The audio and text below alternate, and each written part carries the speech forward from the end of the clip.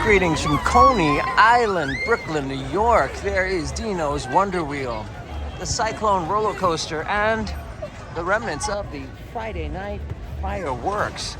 Here is a quick walk in front of Nathan's, a Coney Island original. This is Riegelmann Boardwalk, and it is a special night in July because it has been almost 90 degrees all the way up until the fireworks.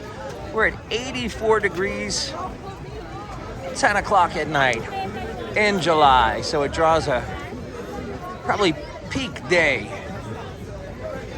If you're not thinking of 4th of July, I would say this is a peak day to be on the boardwalk. We're gonna take a stroll towards the parachute jump, which is all lit up in red, white, and blue. On the night of the fireworks, no less.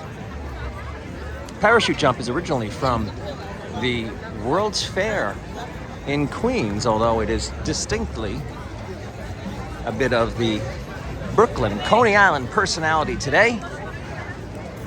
But it's a non-operating ride. It costs more money to take it down than it does to keep it lit up. So it lights the sky, and you can see it as you are approaching Coney Island. Coney Island does, if you haven't been here before, they do have bathrooms right alongside of the beach, and you do not need a beach badge. It is absolutely free. Only $2.75 to get here from the Empire State Building. Food on the boardwalk, crafts on the boardwalk. Get yourself a Brooklyn hat or a Coney Island shirt. There are also concerts that happen. Some of them happen right on the boardwalk. DJs are often here as well. Sunset, salsa music with drummers. Now here's a bit of interesting history for Coney Island. There is a lighthouse here at Coney Island, but most people have never seen it because it is in the gated community of Seagate. But this is a replica of what it looks like. You can actually see it if you're walking from the bridge to Staten Island. I've walked it once. I took it over to the train over to Bay Ridge. I walked alongside of the freeway,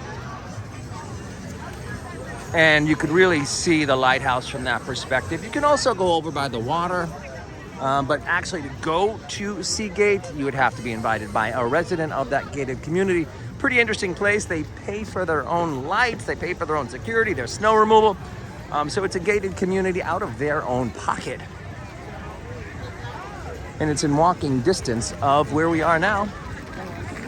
This is West 15th Street and Riegelmann Boardwalk. If you come here in June, this is a July walk, you will be surrounded by, all right, this is true, I was here, I saw it myself, mermaids. Mermaids come out of the water.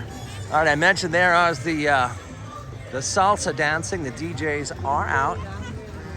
You see some people over there. They've got either their boom boxes present or there's an actual DJ here. Because there are some events that are officially hosted by the Coney Island Alliance. And as well, there are concerts over at the Ford's Theater. All right, so there's some people will bring their music in a shopping cart. You see there is the DJs on wheels, and if they are playing their music, you see them strolling with their music in a cart. We'll walk ourselves over towards the parachute jump. Pretty iconic location, and you can get pizza right underneath it. Pretty awesome. And you notice it got a little bit quieter as we're stepping away from the amusement park, because Coney Island is a residential community. People have apartments just right across the street, some of them right alongside of the boardwalk, and can call this awesome destination home. How cool is that? The carousel of Coney Island. West 16th Street and Riegelmann Boardwalk is where we are at now.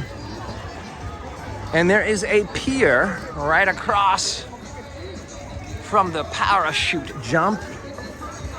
which was Steeplechase Park. You got Steeplechase Park, Luna Park, Astroland, Dino's Wonder Wheel. There's a lot of amusement parks taking up this space. Okay, there is the pier. You can walk out and see, this is the waters of the Atlantic Ocean coming in next to the Breezy Point Rockaway Inlet. Till next time, from ever beautiful Coney Island, New York, keep exploring.